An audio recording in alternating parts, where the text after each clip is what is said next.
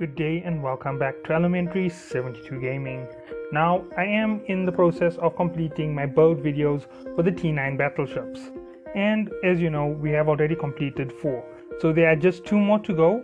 And you will be seeing the first of the collaboration videos coming out in the course of the next few days. So you will get most likely... Oh wait, sorry, there's 4 more T9. I didn't know that. Looks like I did make a mistake, but nonetheless you will be getting 4 more videos for the T9 battleships. I thought there was only 2 more left. I counted it as 6. I don't know why I counted it as 6, but nonetheless you will get all of these, and then you're going to be getting the first of the collaborations.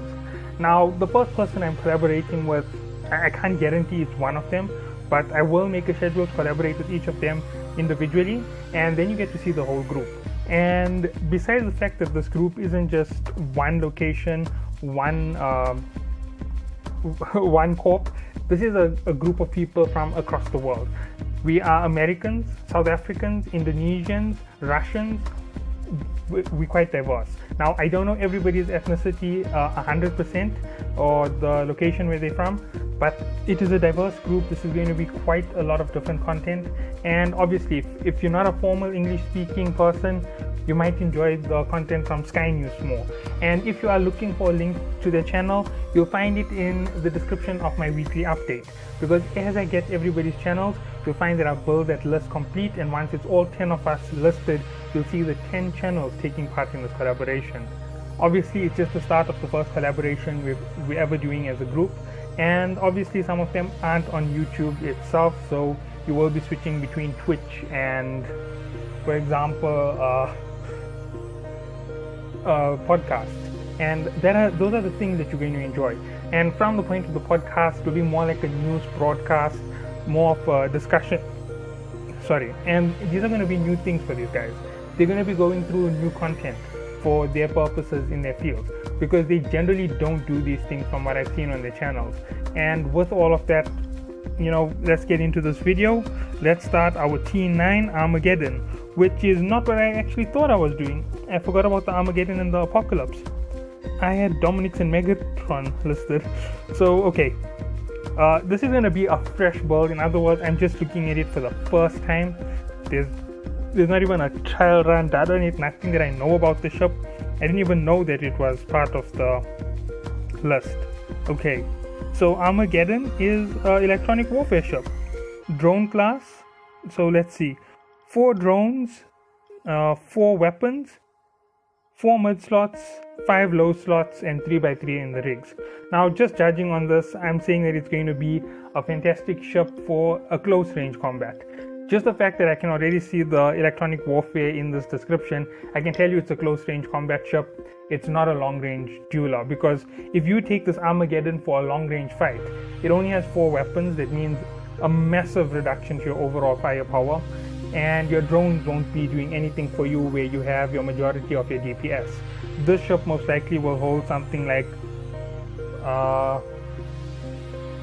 600 DPS in drones and an additional 400 DPS in weapons, and if you put that together, that is about 1,000 DPS. But if you remove the drones, it's just 400 DPS. Obviously you could line it up with sentries and use their long range capability. That is a possibility, and I do admit that I did let it slip my mind for the start. So there is going to be, the way that I build it, this is the first time that I have to go through sentries, because it is a possibility for this particular build. Obviously if you use the sentries and you use the long range format, its close range format falls off. So let's go to the description of the ship. Advanced electronic warfare, bonus per level, plus 10% Nosferatu optimal range, plus energy neutralizer optimal range. So 10% to each of them. That means it gives it a 50% increase. Now, as standard, the largest can reach somewhere near 30. If you increase them by 50%, that's going to reach them all the way out to around 45 kilometers. That gives them a nice large range. Anything small trying to get under your guns, you're going to hit them with double Norse or triple Norse or quad Norse, all depending on how far you go with the ship. It can be devastating to the point that an enemy will never ever make that mistake to get that close. I know for a fact that my Drake cannot get close to an Armageddon, because the moment the Armageddon starts draining me, I don't have cap left. And my Drake is an unbelievably heavy tank.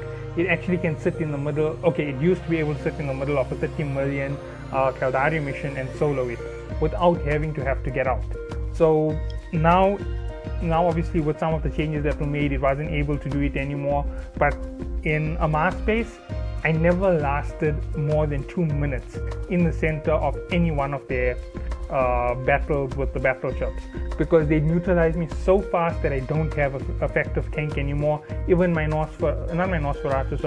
even my hardener would go offline, and my shield would just eat away into the to the least amount. So I had to count on warping out and repairing and coming back and fighting them from distance all the way till the point that they were destroyed. I couldn't allow myself to break that distance. Okay, so let's go into the next one. Alright, so battleship command per level. This makes it quite easy. Plus 40% drone DPS, plus 5% drone EHP. Okay, this is per level. That means it's a 200% DPS increase for the ship. Damage per second at 200%, 125 item, which is essentially drone, 125 times 2, no, it's plus 200%, so it's times 3. That's going to give us 375 plus bonuses from your large drone research. It's going to improve the effective damage capability, plus rigs. You're looking at a very, very powerful drone. Your drone is going to be effectively a 300 to 400 EHP dealer. It's obviously going to be above 300. Plus 5% EHP. If you count that 5% to the EHP, it's going to work out to 25%, not that big. Plus 6%, plus 6 kilometer drone control range. Now this is making it very, very dangerous just by what I'm reading on this. 6 times 5 is 30 kilometers. You get a standard 30 kilometers with your drone research. With your large drone research, you get an addition of another 10 kilometers. With your extension rigs, you're going to get another 20 kilometers. If you put it all together, this here can actually fly drones at 70 kilometers. So it's going to be an absolute beast. Another one of those beastly ships from Amar. This is going to be the upgraded version of your prophecy, basically. So keep an eye on that Armageddon. 73,000 effective overall defense. These are Amar ships, so they are armor tanks. There's no reason for me to even view it. 133 meters per second. It is a little bit faster than your standard range on battle ships, so you are going to have some speed to maneuver around with. It has a 8,573 megawatt power grid output. Not all that big of a deal. You won't even fill it all the way. If you're keeping track of what I put on the ship, you can keep it in your head. Remember, it's 4x4 weapons, 4 mid slot, 5 low slot, and you'll see exactly what I'm going to do to it to make it unbelievably powerful. Okay, 4,330 gigajoule capacitor, 1,200 cubic meter capacity for storage. Now, this is the first time that I've actually touched the storage on these big ships. There's a simple reason. It doesn't make a difference. You're not going to use them to pick up loot, and that's quite simple. They're slow, and they're not going to be the fastest ship on the field. With what I'm reading over here, there's 2 formats to play it. The brawler with the drones, the effective close range drones that you can use. And I just want to double check this. Okay, so the drone effective changes aren't just for large, right? If it said large drone DPS, it would be something like the rattlesnake. But the fact that this here just improves drone DPS means you can throw mediums on the ship. You can throw larges, you can throw smalls. Depending on what you want to do, this ship can do unbelievable DPS, right? Even if you're going with your standard medium drones, because you have full medium drone research, you don't have to have that much of extra research to use the Armageddon. You could go and take your prophecy foot and throw it straight on the ship, and you're going to dominate that battlefield. You just need to learn one large weapon, and that's just about it. You just need a little bit of range, a little bit of economy from that weapon, and you're going to be flying like a king.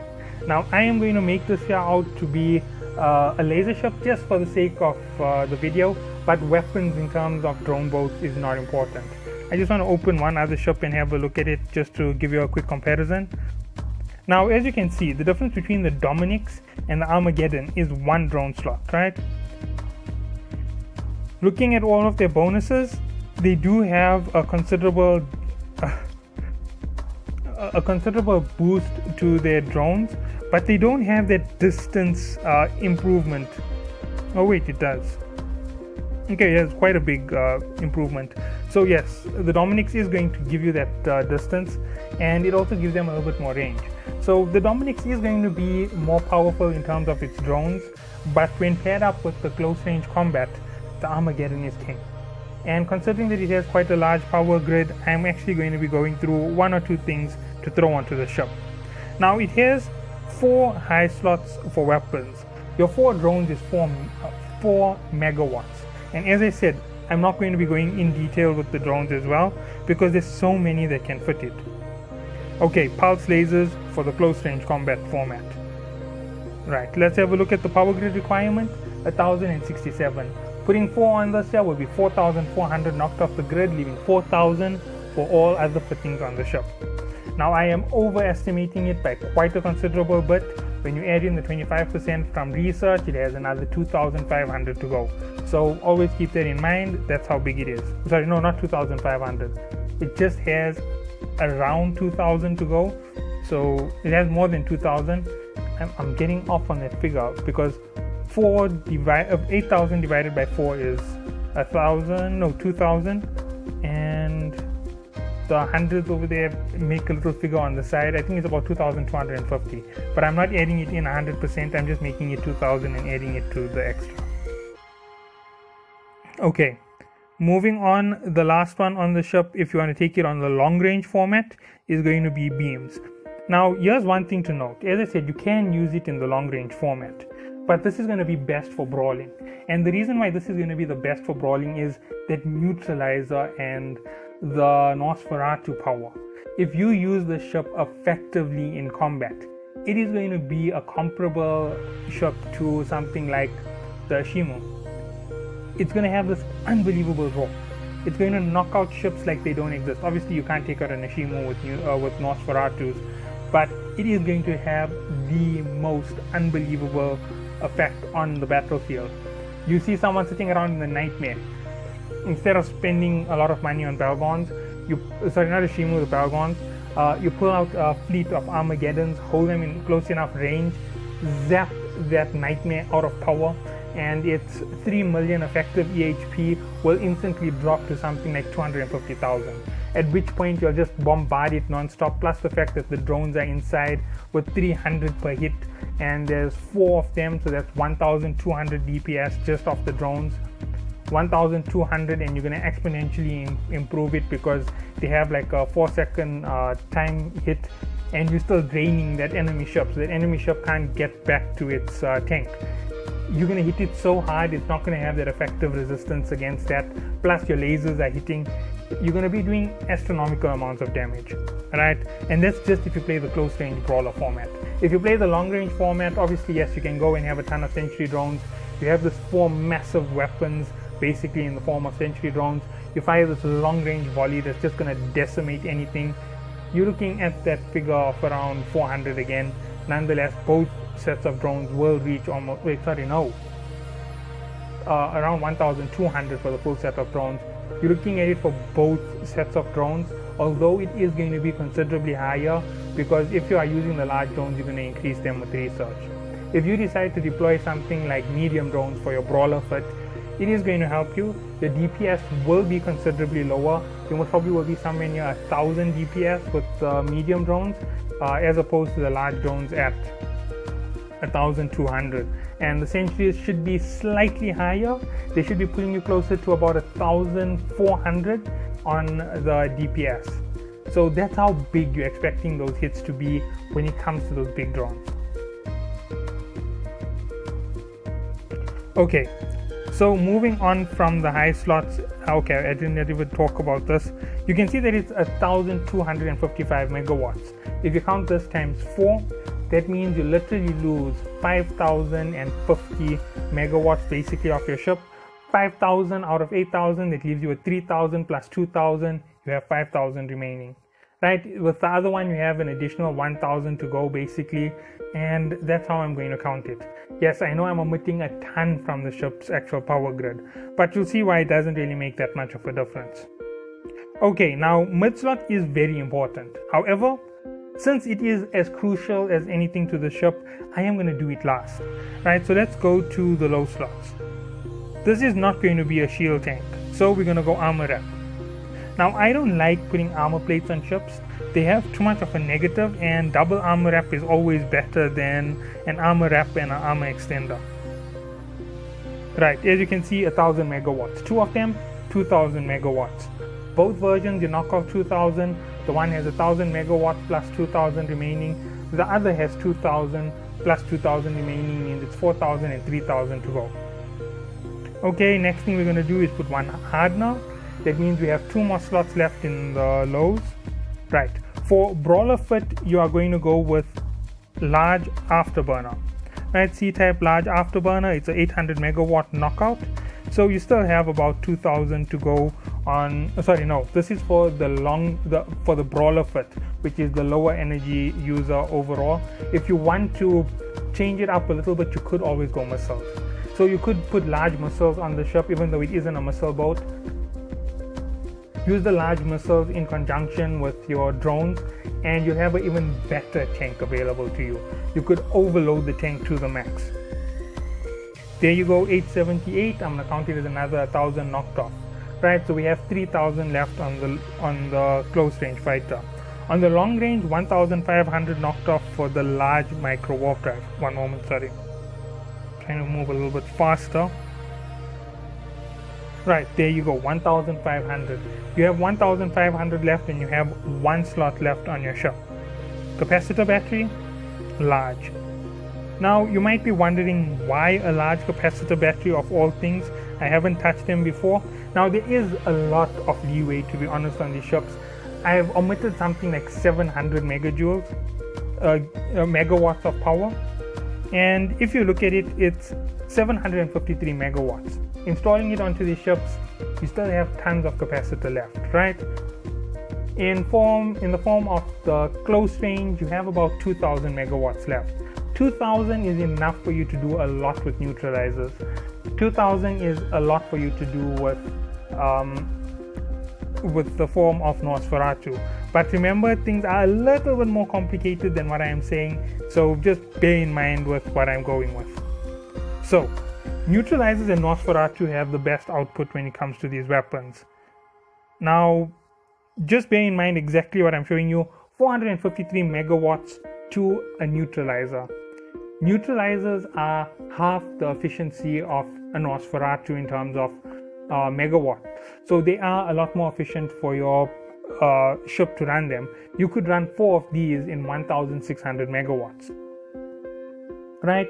For your long range format, they don't play any part. So for the long range ship where I just put in the micro warp drive, you don't have any power left. In the other fleet, for the close range, it's really going to make a difference. Sorry. Okay, one last thing.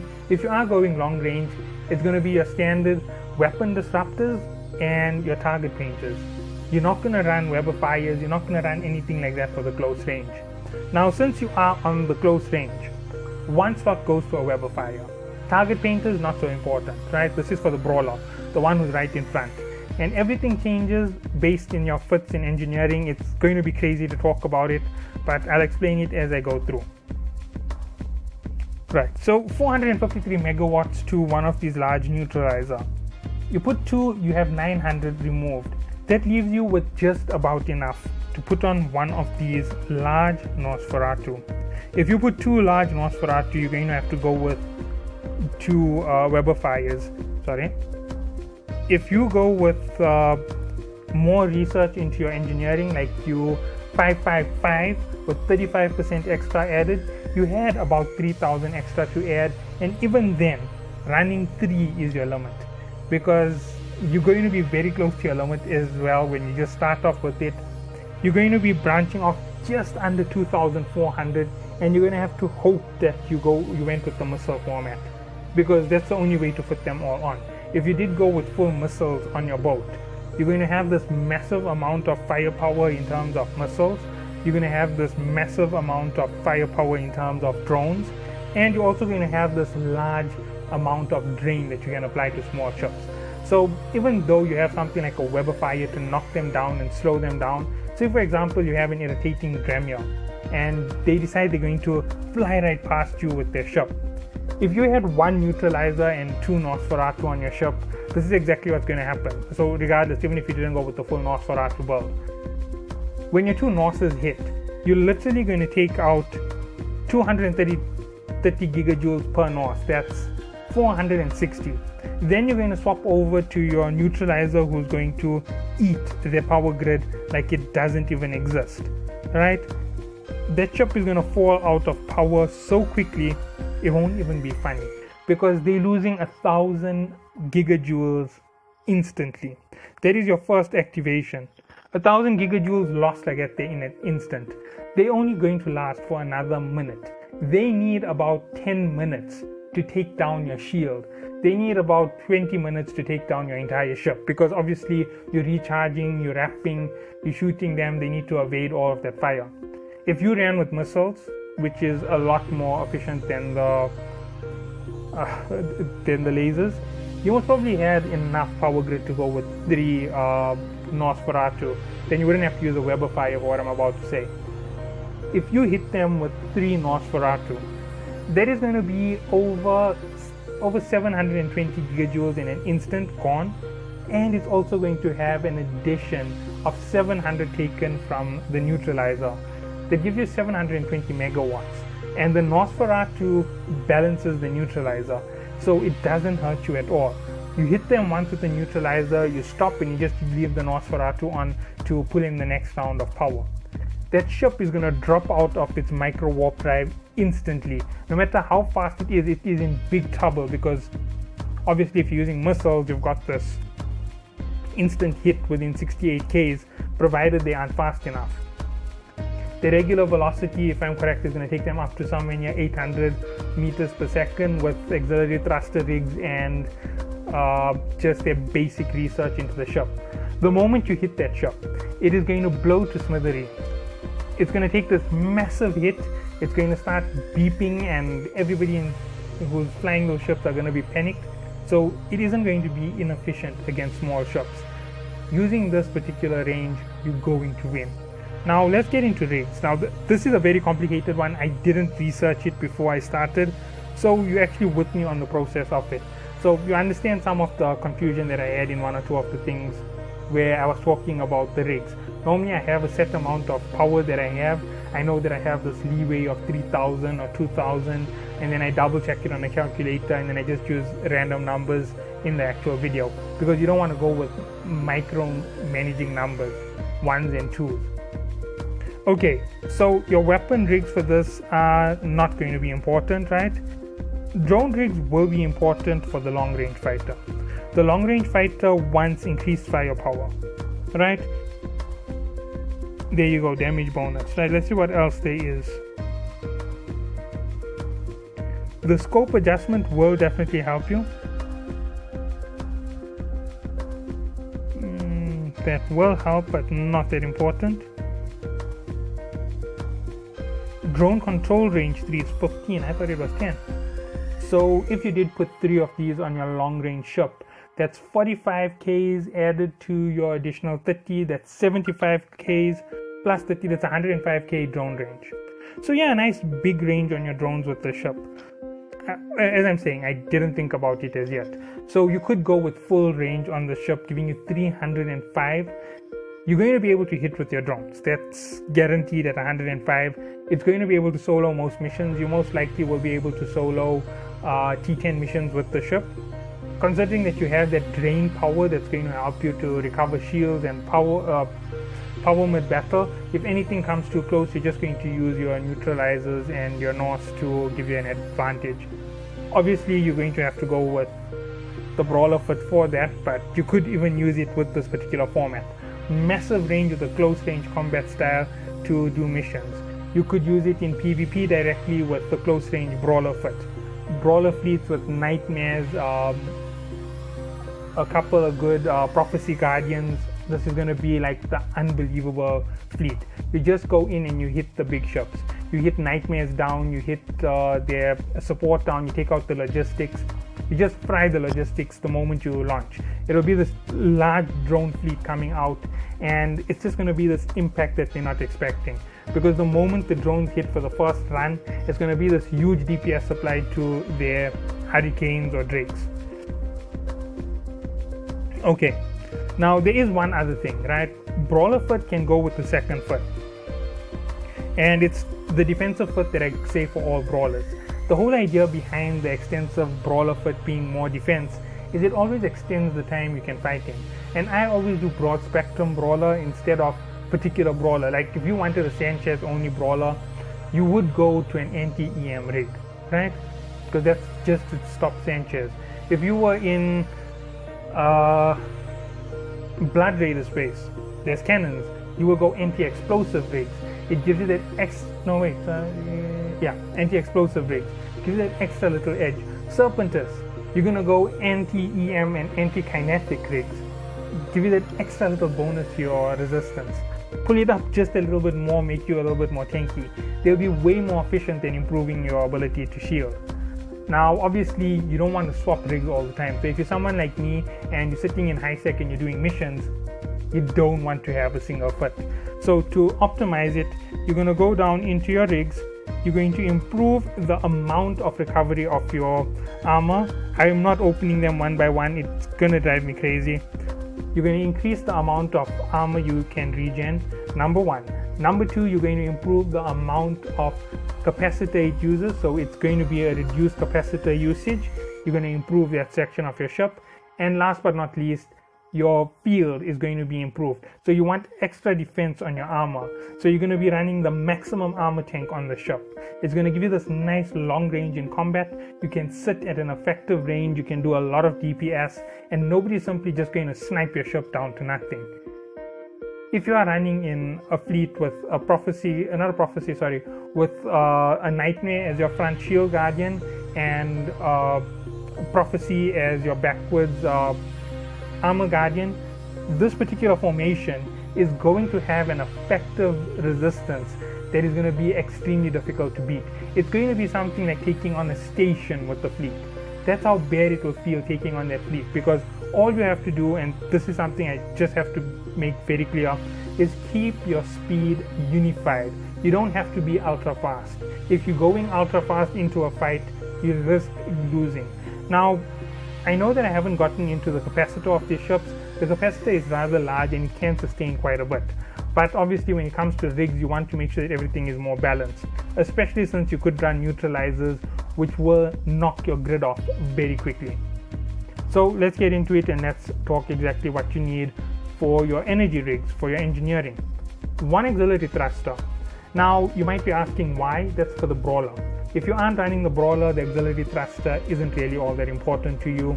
You can just go with increased energy, increased capacitor, or whatever it is. So semiconductor control,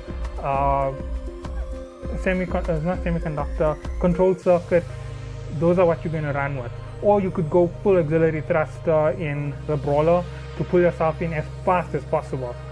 Now, all of these being the options that are available for the shop. I haven't had a lot of time to think about it because I totally skipped them for my builds.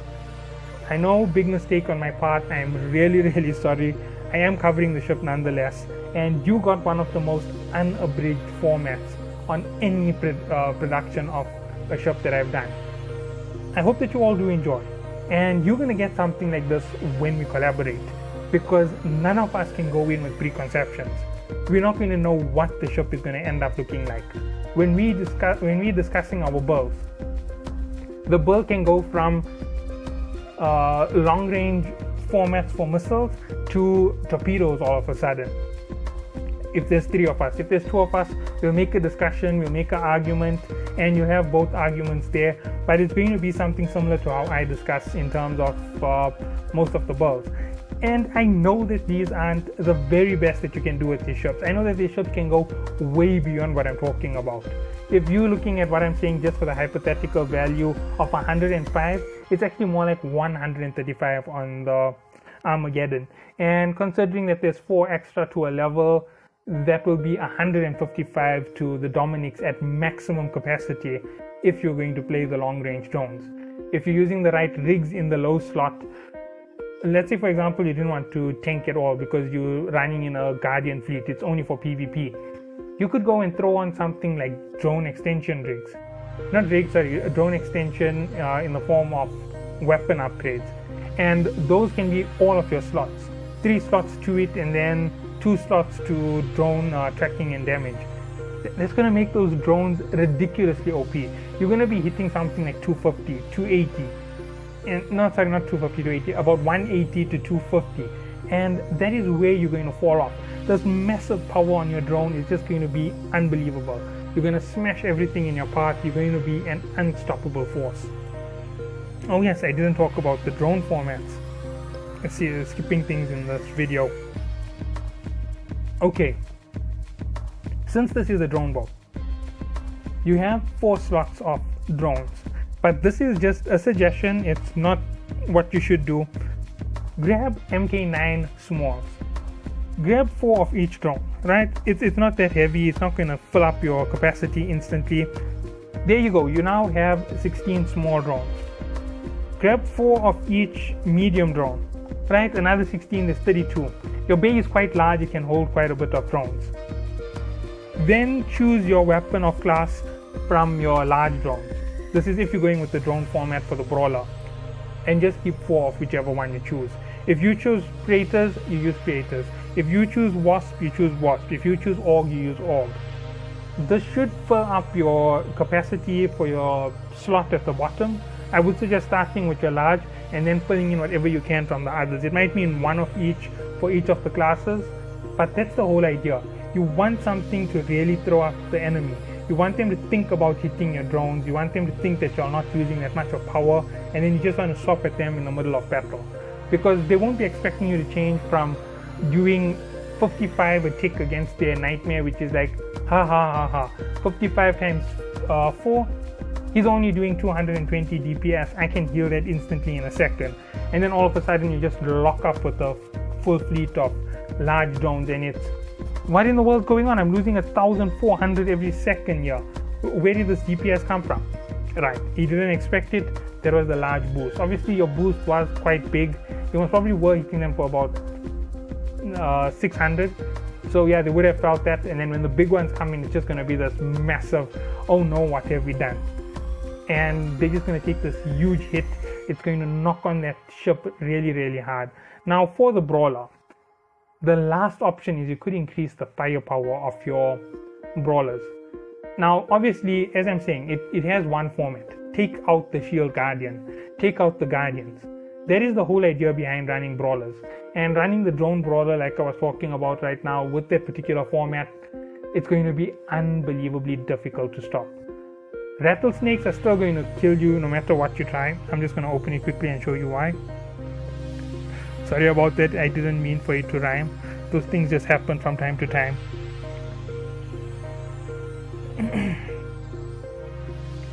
Okay, so look at the roll bonus, right? 450% large drone damage and 200% drone EHP, right? When you just look at those two bonuses, it tells you that the ship has this massive DPS. Obviously the Dominics is the king of drones, right? It has similar situation when it comes to firepower. I didn't even know about the Armageddon being a drone boat because I skipped it altogether. I think I just saw the T10 in the center and I thought that all the ships in a Mars space were T10. So looking at it, the Rattlesnake has this huge DPS, 450% to a drone. And let's say for example, you're doing 125 of a century, right? 125 times 5, that's 650 of a drone. That DPS is the same as everything that you're throwing out with the small fleet. And the second one still hasn't been added. That takes you up to 1,300, right? 2 drones. You're outputting the same as everything that you did in the lower range. And if you have enough research added to it, 1.4, 1.5, 1.6. You could do all the way up to 1.6. And if you improve the damage instead of the range, oh my, you could be doing 2,000 of your drones. That's going to eat the tank on almost anything. 2,000 a hit is not something you can sustain for very long. 2,000 a hit is 2 large shield reps every second, and it's 2,000 DPS. It's just going to smash, and it's going to smash, and you're going to see that shield is just going to fall, disappear. That's how bad it is. And especially considering that these drones are over the top in power, I would never try to approach them. Oh, and look at this, from the operation, large drone damage is added another 10%. So yeah, it's going crazy with the shop. So I was wrong.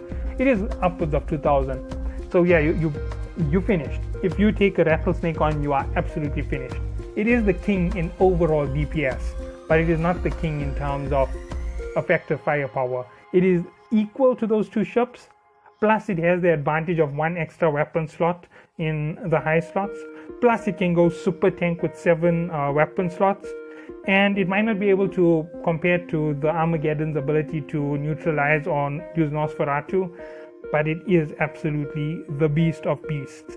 94,000 effective EHP, you're not beating the ship anytime soon. So I hope that you all did enjoy, and I'll catch you all in the next one for the last 3 in the Battleship series. So see you all then. Have a good day.